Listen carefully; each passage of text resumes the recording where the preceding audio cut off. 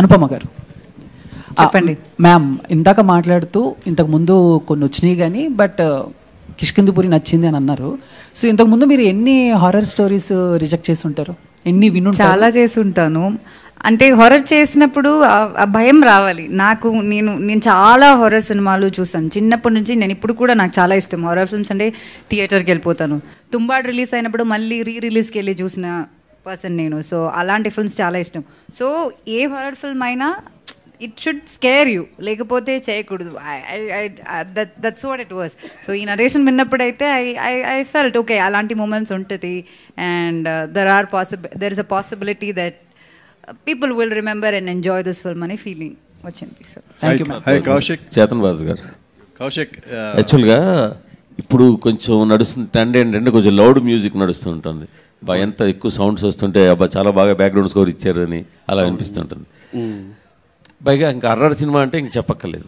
But ఈ trailer వరకు చూసుకుంటే మీరు ఆ లెవెల్ కొంచెం తక్కువగానే ఉన్నట్టు అనిపించింది. అంటే మీరు ఎక్కువ ఆ లౌడ్కి దూరంగా వెళ్దామని ఏమైనా అనుకున్నారా ఏంటది? అంటే జనరల్గా టోనల్ కలర్, ఇన్స్ట్రుమెంటల్ కలర్ బట్టి ఒక్కోసారి పర్కషన్స్ ఎక్కువ ఉన్నా కూడా ఇప్పుడు మ్యూటెడ్ పర్కషన్స్ అని అలా కొన్ని ఉంటాయి అన్నమాట. సో అవి ఏం చేస్తాయంటే ఆ ఇంపాక్ట్ఫుల్గా స్టోరీ ఏంటి, స్టోరీకి ఎలా ఇన్ఫ్యూజ్ చేయాలి, స్టోరీని డీవియేట్ చేయకూడదు మ్యూజిక్ అనుకునేది నేను ఎప్పుడు అనుకుంటూ ఉంటాను ఎప్పుడైనా చేస్తున్నప్పుడు.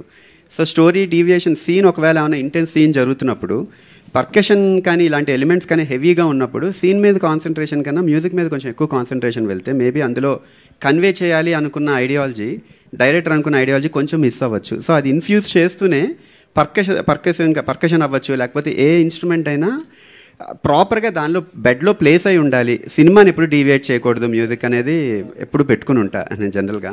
సో అలా ట్రై చేసినట్టు. బట్ ఇన్ఫ్యాక్ట్ లౌడ్నెస్ కూడా అంటే డిపెండింగ్ ఆన్ సీన్ బట్టి కూడా ఒక్కోసారి మారుతూ ఉంటాయి కదా. లౌడ్నెస్ అయితే చాలా ఉంది ఇన్ఫ్యాక్ట్ సినిమా కంటెంట్లో వస్తున్నప్పుడు. హాయ్ కౌశిక్, ఈ దెయ్యం వాయిస్ త్రూ రేడియో ద్వారా వినిపించారు కదా, అంటే ఇది ఏమన్నా పీరియాడిక్ మూవీయా? ఎలా ప్రజెంట్ ఈ జనరేషన్లో నడిచే స్టోరీయా, పీరియాడిక్ మూవీ? ఎలా? సినిమా ప్రజెంట్లో జరుగుతుంది సార్. కిష్కిందపురి అని ఒక ఫిక్షనల్ టౌన్లో ప్రజెంట్లో జరిగే కథ. కాకపోతే 1989లో స్టార్ట్ అయి ఉంటుంది కథ. ఈ కథకి రూట్స్ 1989లో స్టార్ట్ అయి ఉంటాయి అనమాట. సో అందుకని రేడియో అనే బ్యాక్డ్రాప్ తీసుకున్నాం. ఓకే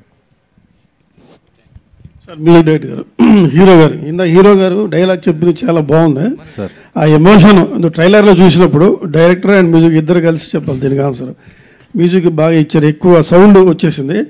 సార్ ట్రైలర్ డైలాగ్ చెప్పినప్పుడు అహం శివో అహం బ్రహ్మాస్మి అన్నట్టుగా బిల్డప్ మృత్యు, అది వాయిస్ సరిగా ఇవి డామినేట్ చేసింది. మ్యూజిక్ అంత స్పష్టంగా వినపడలేదు అంటే నాకు అనిపించింది. మీకేమైనా అనిపించిందా లేదా? ప్రేక్షకులు ఎలా ఉంటుంది? మ్యూజిక్ బాగా డామినేట్ చేసిన డైలాగ్ని మీరు అబ్జర్వ్ చేశారా?